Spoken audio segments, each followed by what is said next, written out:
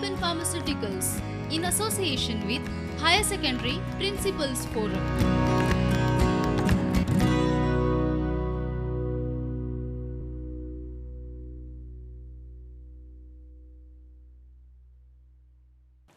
नमस्कार। 12वीं कक्षा की अभिव्यक्ति भाग 2 हिंदी गद्य पद संग्रह, इसमें से वापसी की कहानी ली गई है और मैं अपना थोड़ा परिचय भी बताना चाहती हूँ। मैं GBM आदर्श हायर सेकेंडरी कॉलेज में पढ़ाती हूँ और ये अपना हिंदी सब्जेक्ट है, अध्यापिका हूँ वहाँ पे। मेरा नाम डॉक्टर अरुणा भदौरिया है। यहाँ पे हम थोड़ा सा लेखिका का परिचय लेंगे। उषा प्रियंवदा का जन्म 24 दिसंबर 1930 में कायस्थ परिवार में कानपुर में हुआ। संयुक्त परिवार में बचपन बीता। इनकी प्रारंभिक शिक्षा कानपुर और इलाहाबाद में हुई। इलाहाबाद विश्वविद्यालय से अंग्रेजी साहित्य में MA की डिग्री प्राप्त की, फिर PhD की उपाधि से सम्मानित की गई। उषा प्रियंवदा की गणना उन कथाकारों में होती है जिन्होंने जीवन की ऊब, छटपटाहट और अकेलेपन की स्थिति को पहचाना और व्यक्त किया। एक ओर आधुनिकता का प्रबल स्वर मिलता है तो दूसरी ओर उसमें विचित्र प्रसंगों तथा संवेदनाओं के साथ हर वर्ग का पाठक का अनुभव करता है। इनकी साहित्यिक समीक्षा है। उषा प्रियंवदा जी एक भारतीय प्रवासी हैं। यह अमेरिका में रहती हैं। मूलतः यह कानपुर की रहने वाली हैं। हिंदी भाषा में अच्छी पकड़ है। इनकी कहानियों में कठिन शब्द नहीं मिलेंगे। वापसी कहानी का प्रकाशन वर्ष 1960 का है। उषा प्रियंवदा जी की रचना संसार, वस्तु और शिल्प में नएपन को हमेशा रेखांकित करती है। यह कहानी मानवीय संबंधों की आत्मीयता का आधार आज के जीवन की बदलती परिस्थितियों में बदलती हुई वास्तविकता का रचनात्मक साक्षात्कार है। भाषा शैली, भाषा को स्वाभाविकता एवं यथार्थता प्रदान करने के लिए प्रियंवदा जी ने मुहावरों और स्थानीय बोली के शब्दों का भी प्रयोग किया है। साथ ही अंग्रेजी, उर्दू के शब्द भी इस कहानी में देखने को मिलते हैं। उर्दू फारसी के शब्द जरूरत, लापरवाही, खुशामद आदि। अंग्रेजी के शब्द हैं क्वार्टर, ड्यूटी, फिल्म, लेट। ग्रामीण बोली के शब्द बिटिया, सऊर, सिटपिटाई। मुहावरे सहारा देना, होश आना, घर में घुसे रहना। कहानी संग्रह इनका है जिंदगी और गुलाब के फूल, एक कोई दूसरा, वनवास, कितना बड़ा झूठ। उपन्यास रुकोगी नहीं राधिका, शेष यात्रा, 55 खंबे लाल दीवारें, भया कबीर उदास। अब हम ये देखते हैं कि उषा जी अपनी कहानी में वापसी में वो क्या बताना चाहती हैं। उषा जी वापसी कहानी में हमें यह बताने की चेष्टा करती हैं कि किस प्रकार आधुनिकता की अंधी दौड़ में हम लोग अपने परिवारों से बिछड़ते जा रहे हैं। कहानी का कथानक मध्यम वर्ग पर आधारित है, इसलिए उषा जी ने मध्यम वर्गीय परिवार के वातावरण को इस कहानी में उभारा है। आज प्राय हम मध्यम वर्गीय परिवारों में तनाव देखते हैं। पुराने लोग नई मान्यताओं को स्वीकार करने के पक्ष में नहीं होते, नए लोग ही प्राचीन मान्यताओं को स्वीकार करने के पक्ष में होते हैं। अधिकतर नूतन एवं पुरातन मान्यताओं में संघर्ष होता है और दोनों मान्यताओं के समर्थ के बीच एक खाई उत्पन्न हो जाती है और विरोध उत्पन्न होता है। आज के समाज में परिवार टूटते नजर आ रहे हैं। वापसी कहानी ऐसे वातावरण में ढाली गई है। अब हम वापसी कहानी पर आते हैं। लेखिका का परिचय हो गया।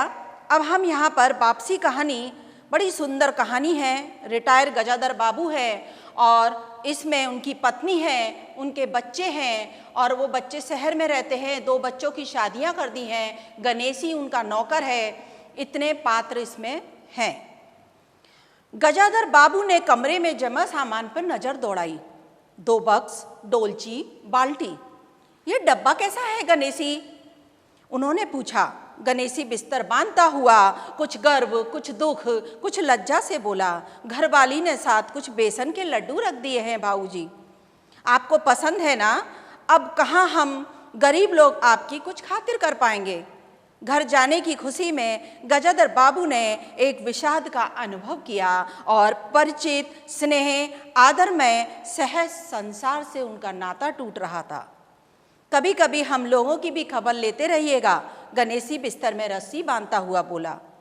कभी कुछ जरूरत हो तो लिखना गणेशी, इस अगान तक बिटिया की शादी कर देना। गणेशी ने अंगोछे के छोर से आंखें पोंछी। अब आप लोग सहारा ना देंगे तो कौन देगा? आप यहाँ रहते तो शादी में कुछ हौसला रहता। गजाधर बाबू चलने को तैयार बैठे थे। रेलवे क्वार्टर का वह कमरा जिसमें उन्होंने कितने वर्ष बिताए थे, उनका सामान हट जाने से क्रूप और नग्न लग रहा था। आंगन में रोपे पौधे भी जान पहचान के लोग ले गए थे और जगह जगह मिट्टी बिखरी हुई थी। पर पत्नी बाल बच्चों के साथ रहने की कल्पना में बिछो एक दुर्बल लहर की तरह उठकर विलीन हो गया। गजाधर बाबू खुश थे, बहुत खुश थे। 35 साल की नौकरी के बाद रिटायर होकर घर जा रहे थे। इन वर्षों में अधिकांश समय उन्होंने अकेले रहकर काटा था। उन अकेले क्षणों में उन्होंने इसी समय की कल्पना की थी जब वे अपने परिवार के साथ रह सकेंगे। उन्होंने शहर में मकान बनवा लिया था। बड़े लड़का अमर और बेटी कांति की शादी कर दी थी। 2 बच्चे उनके ऊंची कक्षाओं में पढ़ रहे थे।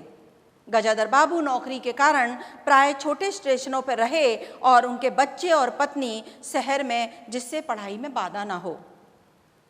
गजाधर बाबू नौकरी के कारण प्राय छोटे स्टेशनों पर रहे, उनके बच्चे और पत्नी शहर में रहे।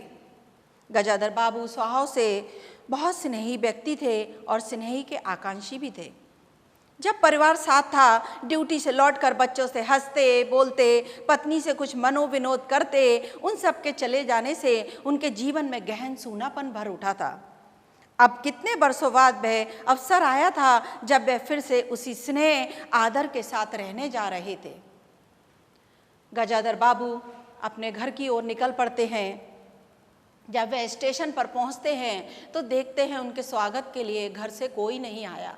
उनका मन थोड़ा दुखी हो जाता है और वह एक रिक्शा पकड़ते हैं और अपने घर की तरफ चल देते हैं। घर पर पहुंचते हैं तो घर के बाहर भी सूनापन दिखाई देता है। घर के बाहर उनका कोई स्वागत के लिए ना उनकी पत्नी थी ना बच्चे थे। थोड़ा सा मन में खटास पैदा होती है, उनको थोड़ा दुख होता है। फिर भी वो घर के अंदर प्रवेश करते हैं। टोपी उतार कर गजाधर बाबू चारपाई पर रखते हैं, जूते मोजे उतारते हैं, पलंग के नीचे सरका देते हैं। अंदर से रह रह कर आवाज आ रही थी। इतवार का दिन था और उनके सब बच्चे इकट्ठे होकर नाश्ता कर रहे थे। गजाधर बाबू के सूखे चेहरे पर मुस्कान आ गई। उसी तरह मुस्कुराते हुए बिना खांसे अंदर चले आए। उन्होंने देखा नरेन कमर पर हाथ रखकर शायद गत रात्रि की फिल्म की नकल कर रहा था। बसंती हंस हंस कर लोटपोट हो रही थी और अमर की बहू को अपने तन बदन, आंचल, घूंघट का ध्यान ही नहीं था। गजाधर बाबू प्रसन्न चित्त से अंदर प्रवेश करते हैं और उस दिन वो बिना खांसे अंदर ही चले आते हैं। वह देखते हैं, उनको देखते ही नरेन धप से जमीन पर बैठ जाता है और चाय का कप मुंह से लगा लेता है। अमर की बहू अपने आंचल को संभालती है। बसंती की हंसी रुक नहीं रही थी, वो भी अभी तक अपने शरीर को हिलाते हुए हंस रही थी। गजाधर बाबू ने मुस्कुराते हुए उन लोगों को देखा और कहा, क्यों नरेन, क्या नकल हो रही थी? कुछ नहीं बाबूजी, नरेन ने सिट पिटाकर कहा। गजाधर बाबू ने चाहा था कि वह भी इस मनोविनोद में भाग लेते, पर उनके आते जैसे सब कुंठित और चुप हो गए।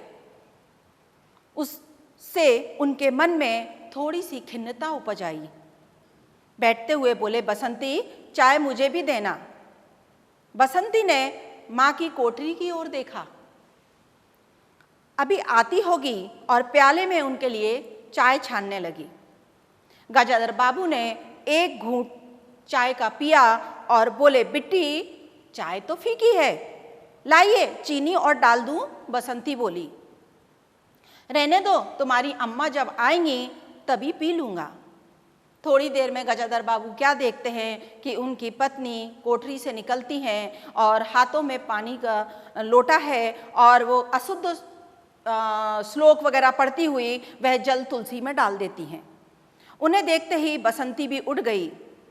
अरे, आप अकेले बैठे हैं, ये सब कहाँ गए? गजाधर बाबू के मन में फांस सी करक उठी। अपने अपने काम में लग गए होंगे, आखिर बच्चे ही हैं। पत्नी आकर चौके में बैठ गई। उन्होंने नाक मुंह चढ़ाकर चारों ओर झूठे बर्तनों को देखा। फिर कहा, सारे चौके में झूठे बर्तन पड़े हैं, इस घर में धर्म कर्म कुछ नहीं है, पूजा करके सीधे चौके में घुसो। फिर उन्होंने नौकर को पुकारा। जब उत्तर ना मिला तो ऊंचे स्वर में उन्होंने आवाज लगाई। फिर उन्होंने पति की ओर देखा और कहा, बहू ने शायद बाजार भेज दिया होगा। गजाधर बाबू बैठकर चाय और नाश्ते का इंतजार कर रहे थे। उन्हें अचानक ही गणेशी की याद हो आई। पैसेंजर भले ही रानीपुर लेट पहुंचे, गणेशी ने चाय पहुंचाने में कभी देर नहीं की। क्या मजाल थी कि कभी उससे कुछ कहना पड़े। पत्नी का शिकायत भरा स्वर सुन उनके विचारों में व्याघात पहुंचा। वह कह रही थी, सारा दिन इसी खिचखिच में निकल जाता है, इसी गृहस्थी का धंधा पीटते पीटते उम्र बीत गई, कोई जरा हाथ भी नहीं बटाता। बहू क्या किया करती है? गजाधर बाबू ने पूछा। पड़ी रहती है। बसंती को तो फिर कहो तो कॉलेज जाना होता है। गजाधर बाबू ने जोश में आकर बसंती को आवाज दी। बसंती भाभी के कमरे से निकली तो गजाधर बाबू ने कहा, बसंती, आज से शाम का खाना बनाने की जिम्मेदारी तुम्हारी और सुबह का खाना तुम्हारी भाभी बनाएगी। बसंती मुंह लटकाकर बोली, बाबूजी, पढ़ना भी तो होता है। गजाधर बाबू ने, आखिर उनकी बेटी थी तो उन्होंने बड़े प्यार से उसको समझाया, तुम सुबह पढ़ लिया करो, तुम्हारी माँ बूढ़ी हो गई है, उनके शरीर में अब शक्ति नहीं बची है। तुम हो, तुम्हारी भाभी है, दोनों मिलकर काम में हाथ बटाया करो। बसंती चुप रह गई। उसके जाने के बाद उसकी माँ ने धीरे से कहा, पढ़ने का तो बहाना है, कभी जी ही नहीं लगता। लगे कैसे? शीला से ही फुर्सत नहीं। बड़े बड़े लड़के हैं उस घर में, हर वक्त वहाँ घुसा रहना मुझे नहीं सुहाता। मना करो तो सुनती नहीं है। नाश्ता कर गजाधर बाबू बैठक में चले गए। घर छोटा था, ऐसी व्यवस्था हो चुकी थी कि उसमें गजाधर बाबू के रहने के लिए कोई स्थान ही नहीं बचा था। जैसे किसी मेहमान के लिए कुछ अस्थायी प्रबंध कर दिया जाता है, उसी प्रकार बैठक में कुर्सियों को दीवार से सटाकर बीच में गजाधर बाबू के लिए पतली सी चारपाई लगा दी जाती है। गजाधर बाबू के लिए उस कमरे में पड़े पड़े कभी कभी इस अस्थायित्व का अनुभव करने लगते। उन्हें याद हो आती उन रेलगाड़ियों की जो आती हैं, थोड़ी देर रुककर किसी लक्ष्य की ओर चली जाती हैं। घर छोटा होने के कारण बैठक में ही उन्होंने अपना प्रबंध कर लिया था। उनकी पत्नी के पास अंदर एक छोटा कमरा अवश्य था। उसमें एक ओर अचारों के मर्तमान, दाल चावल के कनस्टर और घी के डब्बों से घिरा था। दूसरी ओर पुरानी रजाइयों, दरियों में लिपटी और रस्सी से बंधी रखी थी। उसके पास एक बड़े टीन के बक्से में घर भर के गरम कपड़े रखे थे, जिस पर एक अलगनी बंधी हुई थी बीच में, जिस पर बसंती लापरवाही से कपड़े डाल देती थी। गजाधर बाबू के आने से पहले उसमें अमर की ससुराल से आया हुआ बैत की 3 कुर्सियों का सेट बैठक में पड़ा था। जब कभी उनकी पत्नी को कोई लंबी शिकायत करनी होती तो अपनी चटाई बैठक में डाल पड़ जाती थी। तो वह एक दिन चटाई लेकर गजाधर बाबू के पास आई। गजाधर बाबू ने घर गृहस्थी की बातें छेड़ी। वे घर का रवैया देख रहे थे। बहुत हल्के से उन्होंने अपनी पत्नी से कहा कि अब हाथ में पैसा कम रहेगा, कुछ खर्चा कम होना चाहिए। सभी खर्चे तो वाजिब वाजिब हैं, किसका पेट काटूं? यही जोड़ गांठ करते करते बूढ़ी हो गई, ना मन का पहना ना मन का ओढ़ा। गजाधर बाबू ने आहत विस्मित दृष्टि से पत्नी को देखा। उससे अपनी हैसियत छिपी ना थी। उनकी पत्नी तंगी का अनुभव कर उसका उल्लेख करती। यह स्वाभाविक था, लेकिन उनमें सहानुभूति का पूर्ण अभाव गजाधर बाबू को बहुत खटका।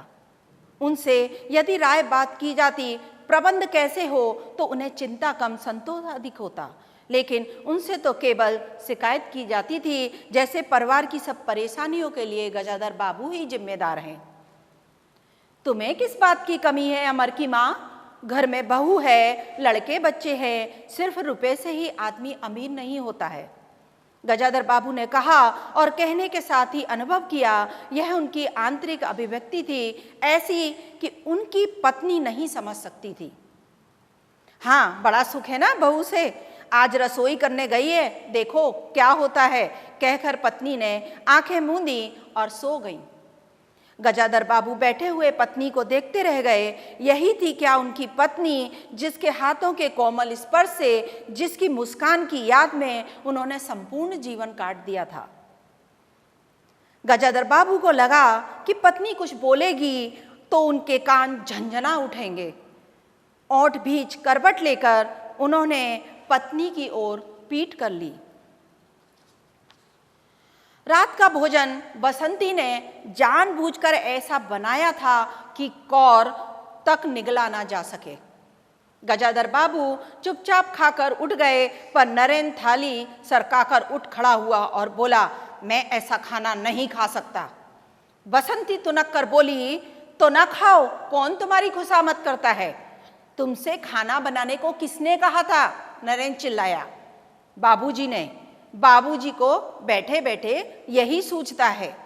बसंती को उठाकर माँ ने नरेंद्र को मनाया और अपने हाथ से कुछ बनाकर खिलाया। गजाधर बाबू ने बाद में पत्नी से कहा, इतनी बड़ी लड़की हो गई है, उसे खाना बनाने तक का सहूर नहीं है। अरे आता सब कुछ है, करना नहीं चाहती है, पत्नी ने उत्तर दिया। अगले शाम माँ को रसोई में देख कपड़े बदल कर बसंती बैठक में आई। गजाधर बाबू ने टोक दिया, कहाँ जा रही हो? पड़ोस में शीला के घर, बसंती ने कहा। कोई जरूरत नहीं है, अंदर जाकर पढ़ो, गजाधर बाबू ने कड़े स्वर में कहा। कुछ देर अनिश्चित खड़े रहकर बसंती अंदर चली गई। गजाधर बाबू शाम को रोज टहलने जाते थे। लौटकर आए तो पत्नी ने कहा, क्या कह दिया बसंती से? शाम से मुंह लपेटे पड़ी है और खाना भी नहीं खाया। कोई जरूरत नहीं है, अंदर जाकर पढ़ो। गजाधर बाबू खिन्न हो गए। पत्नी का बात का उन्होंने कुछ उत्तर नहीं दिया। फिर उनकी पत्नी ने ही सूचना दी कि अमर अलग रहने की सोच रहा है। क्यों? गजाधर बाबू ने चकित होकर पूछा। पत्नी ने साफ साफ उत्तर दिया, अमर और उसकी बहू की शिकायतें बहुत हैं। उनका कहना है कि गजाधर बाबू हमेशा बैठक में पड़े रहते हैं, कोई आने जाने वाला हो तो उनको बैठाने की जगह नहीं है। अमर को वह अभी भी छोटा बालक ही समझते थे। मौके पे मौके भी टोक दिया करते थे। बहू को काम करना पड़ता था और सास जब तब फुअड़पन पर उनको ताने देती थी। हमारे आने के पहले भी कभी ऐसी बात हुई है? गजाधर बाबू ने अपनी पत्नी से पूछा। पत्नी ने सिर हिलाकर बताया, नहीं, पहले अमर घर का मालिक बनकर रहता था, बहू को कोई रोक टोक नहीं थी। अमर के दोस्तों का प्राय यही अड्डा जमा रहता था और अंदर से चाय नाश्ता तैयार होकर आता था और बसंती को भी बड़ा अच्छा लगता था। गजाधर बाबू ने बहुत धीरे से कहा, अमर से कहो कोई जल्दीबाजी की जरूरत नहीं है। अगले दिन वे सुबह घूमकर लौटे तो उन्होंने पाया कि बैठक में उनकी चारपाई नहीं है। अंदर आकर पूछने ही वाले थे कि उनकी दृष्टि रसोई के अंदर पत्नी पर पड़ी। उन्होंने यह कहने को मुंह खोला कि बहू कहाँ है, पर कुछ याद कर चुप हो गए। पत्नी की कोठरी में झांका, अचार, रजाइयाँ और कनस्तरों के मध्य अपनी चारपाई लगी पाई। गजाधर बाबू ने कोट उतारा और कहीं टांगने की दीवार पर नजर दौड़ाई, फिर उसे मोड़कर अलगनी के कुछ कपड़े खिसकाकर एक किनारे टांग दिया। कुछ खाए बिना ही अपनी चारपाई पे लेट गए। उन्हें लगा कि वे जिंदगी द्वारा ठगे गए हैं। उन्होंने जो कुछ चाहा उसमें से उन्हें एक बूंद भी नहीं मिली। लेटे हुए वे घर के अंदर से आते विविध स्वरों को सुनते रहे। बहू और सास की छोटी सी झड़प, बाल्टी पर खुले नल की आवाज, रसोई के बर्तनों की खटपट और उसी में दो गौरैयों का वार्तालाप। और अचानक ही उन्होंने निश्चय कर लिया, अब घर की किसी बात में दखल नहीं देंगे। यदि गृह स्वामी के लिए पूरे घर में एक चारपाई की जगह यही है तो यहीं पड़े रहेंगे। अगर कहीं और डाल दी गई तो वहाँ चले जाएंगे। यदि बच्चों के जीवन में उनके लिए कहीं स्थान नहीं तो अपने ही घर में परदेसी की तरह पड़े रहेंगे। और उस दिन के बाद सचमुच गजाधर बाबू कुछ नहीं बोले। किसी बात में हस्तक्षेप ना करने के लिए निश्चय के बाद भी उनका अस्तित्व उस वातावरण का एक भाग ना बन सका। उसकी उपस्थिति उस घर में ऐसी असंगत लगने लगी थी जैसे सजी हुई बैठक में उनकी चारपाई। इतने सब निश्चयों के बावजूद भी गजाधर बाबू एक दिन बीच में दखल दे बैठे। पत्नी स्वभाव अनुसार नौकर की शिकायत कर रही थी। पत्नी की बात सुनकर लगा कि नौकर का खर्चा बिल्कुल बेकार है। छोटा मोटा काम है, घर में 3 मर्द हैं, कोई ना कोई कर ही देगा। उन्होंने उसी दिन नौकर का हिसाब कर दिया। अमर दफ्तर से आया तो नौकर को पुकारने लगा। अमर की बहू बोली, बाबूजी ने नौकर छुड़ा दिया है। क्यों? कहते हैं खर्चा बहुत है। यह वार्तालाप बहुत सीधा सा था, पर जिस टोन में बहू बोली गजाधर बाबू को खटक गया। उस दिन जी भारी होने लगा। गजाधर बाबू टहलने नहीं गए। आलस में उठकर बत्ती भी नहीं जलाई। इस बात से बेखबर नरेंद्र माँ से कहने लगा, अम्मा तुम बाबूजी से कहती क्यों नहीं? बैठे बैठाए कुछ नहीं तो नौकर छुड़ा दिया। अगर बाबूजी ये समझे कि मैं सायंकाल सिर पर गेहूं रखकर आटा पिसाने जाऊंगा तो मुझसे यह नहीं होगा। हाँ अम्मा, बसंती का स्वर था। मैं कॉलेज भी जाऊं और लौटकर घर में झाड़ू भी लगाऊं, यह मेरे बस की बात नहीं है। बूढ़े आदमी हैं, अमर मुनमुनाया। चुपचाप पड़े रहें, हर चीज में दखल क्यों देते हैं? पत्नी ने व्यंग से कहा। और कुछ नहीं सूझा तो तुम्हारी बहू को ही चौके में भेज दिया। वह गई तो 15 दिन का राशन 5 दिन में बनाकर रख दिया। बहू कुछ कहे इससे पहले वह चौके में घुस गई। कुछ देर में अपनी कोठरी में आई, बिजली जलाई तो गजाधर बाबू को लेटे देख पड़ी सिटपिटाई। गजाधर बाबू की मुख मुद्रा से वे उनके भावों का अनुमान न लगा सके। वे चुप आंखें बंद किए लेटे रहे। गजाधर बाबू चिट्ठी हाथ में लिए अंदर आए और पत्नी को पुकारा। वे भीगे हाथ निकली और आंचल से पहुंचती हुई पास में खड़ी हो गईं। गजाधर बाबू ने बिना किसी भूमिका के कहा, मुझे सेठ रामजीमल की चीनी मिल में नौकरी मिल गई है। खाली हाथ बैठे रहने से 4 पैसे घर में आए यही अच्छा है। उन्होंने तो पहले ही कहा था, मैंने ही मना कर दिया। फिर कुछ रुककर जैसे बुझी आग में एक चिंगारी चमक उठे, उन्होंने धीमे स्वर में कहा, मैंने सोचा था कि बरसों तुम सबसे अलग रहने के बाद अवकाश पाकर परिवार के साथ रहूंगा। खैर परसों जाना है, तुम भी चलोगी ना? मैं? पत्नी ने झपक कर कहा, मैं चलूंगी तो यहाँ का क्या होगा? इतनी बड़ी गृहस्थी, फिर सयानी लड़की। बात बीच में काट गजाधर बाबू ने थके हाथा स्वर में कहा, ठीक है तुम यहीं रहो, मैंने तो ऐसे ही कहा था, और गहरे मौन में डूब गए। नरेंद्र ने बड़ी तत्परता से बिस्तर बांधा और रिक्शा ले आया। गजाधर बाबू का टीन का बक्सा और पतला सा बिस्तर उस पर रख दिया गया। नाश्ते के लिए लड्डू और मठरी की डलिया हाथ में लिए गजाधर बाबू रिक्शे पर बैठ गए। एक दृष्टि उन्होंने अपने परिवार पर डाली और फिर दूसरी ओर देखने लगे और रिक्शा चल पड़ा। उनके जाने के बाद सब अंदर लौट आए।